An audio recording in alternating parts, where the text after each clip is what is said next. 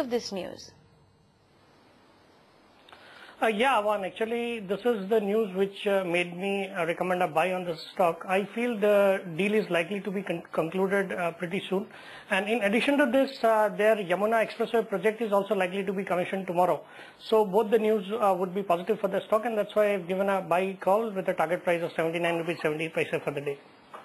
Okay, that's the word coming in on a JP Associates, the target of 79.70 for the day. What about a DLF, Kunal? Of course, fundamentally the numbers were a bit disappointing, but you are holding it on as per the rules of the game.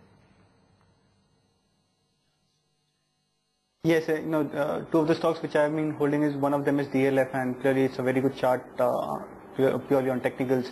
If you look at the daily chart as well, as I mentioned yesterday, at 217, the moment it broke that 217, you saw a very good fierce reaction. I think it's at a spot of bother at this point, but I think comfortably the markets hold on to the 5350 kind of a support. You might see the stock heading upwards. I think once again from an intraday target, my target is 228 on DLF.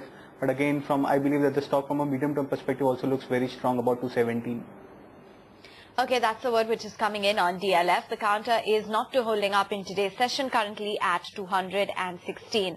What's the word coming in on a Dish TV? Then the counter came out with its quarterly numbers, and how is it looking on the charts, Kunal? Well, I think Dish TV is onto something, Avan. If you look at its overall structure, it's broken through a very critical resistance. It's consolidated, and now I think it's broken out very decisively. So definitely more room on the upside. In fact, for a medium-term positional trader, I think Dish TV could be bought at any day, because I see targets closer to about 85 going forward on Dish TV. So I think it's definitely a buy, and one must be conscious of the stop losses though. Okay, 75 is the target for the day, 17.5 is the stop loss. What about an Aurobindo Pharma? Because we had the numbers, of course, coming out yesterday, a loss of 129 crore rupees, and Citi is talking about a long-term target of 205. Would you agree with that level?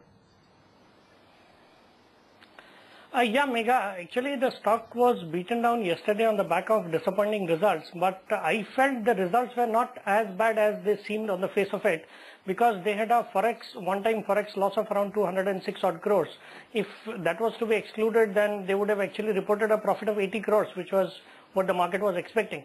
So I chose to give a buy call on this stock with a target of 115.90. Though I've been stopped out for the day, I think over the medium term the stock would do well.